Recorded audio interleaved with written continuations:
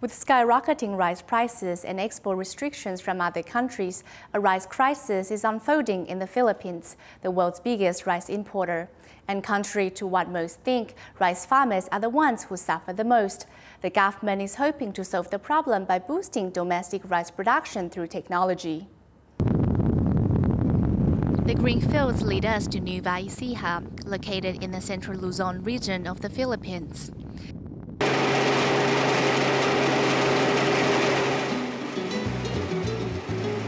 As the top rice-producing region in the country, the province is often referred to as the rice granary of the Philippines. Ito, bayan ng Muñoz, dito pinakamarami inaani ng palay, sibuyas, bawang. Seed shops are single along the street, and farmers from all places come here to buy the best seeds in the country. We know they have the best seeds here, which grow the best rice. So this province supply rice to Metro Manila and other provinces in the Philippines.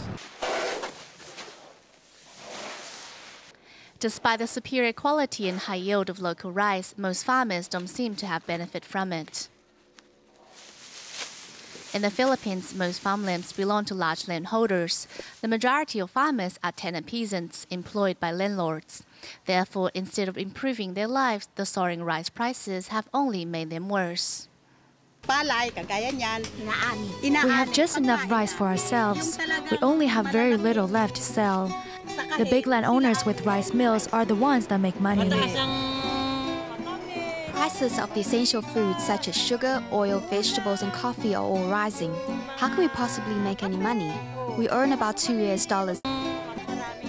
We are trying to intensify, continue the implementation of the comprehensive agrarian reform program. So this is distributing more lands to the farmers, so more farmers will have their own land. But in the fields, farmers are unaware of the government program. We haven't heard any government protective policies in this area.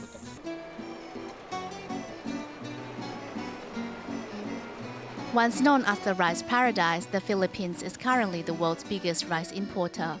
Rice production is rising steadily every year, but it is still not enough to feed the country. The yield growth is never fast enough for the staggering population increase of 2 million people a year. Thailand has 9 million hectares of rice to feed 65 million Thais. The Philippines, 3 million hectares to feed 90 million Filipinos. So you can see already there the problem of fitting the demand and supply. Local rice production suffices for 90% of the country's demand. But with its huge population, 10% of people still require 2 million tons of rice imports each year. We're looking at about 2 million metric tons, and we've already done 1.7 million metric tons, and we're also buying locally. So as the year draws on, we don't see having to import more than about 300 to 400,000 metric tons. So, with collaboration of the International Rice Research Institute, the Philippines government will no longer require rice imports by year 2010. The country will become self-sufficient. They will achieve the goal with an effective irrigation system. We only need about 10% of our requirement to be self-sufficient.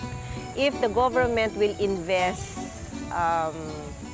enough money to have the areas irrigated, I am sure we can attain it. Most of our land here in the Philippines is still rain-fed.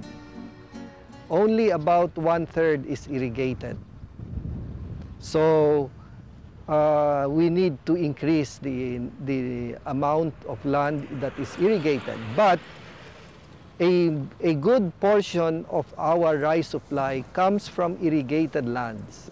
Rain-fed rice can only be harvested once a year, but with a proper irrigation system, 3 harvests a year are possible, which will greatly increase the yield. Scientists are also working on increasing rice yield at the Erie Genetics Resources Center, where over 109,000 kinds of rice seeds are stored. what's in here is of value mainly to help scientists and breeders produce the better rice. What we have is all the different kinds of potentially valuable traits like disease resistance, new sorts of drought tolerance, heat tolerance, things that you don't find in the modern high-yielding varieties. But we could improve them by going back to these old varieties. With the government's promise of a comprehensive irrigation system, intensive research to improve rice seeds, and possible security and extra benefits for farmers, the future for New Valley Sea House farmers seems hopeful, but they don't have the heart to get their hopes up. We don't think about it. To us, it's good enough just to get by.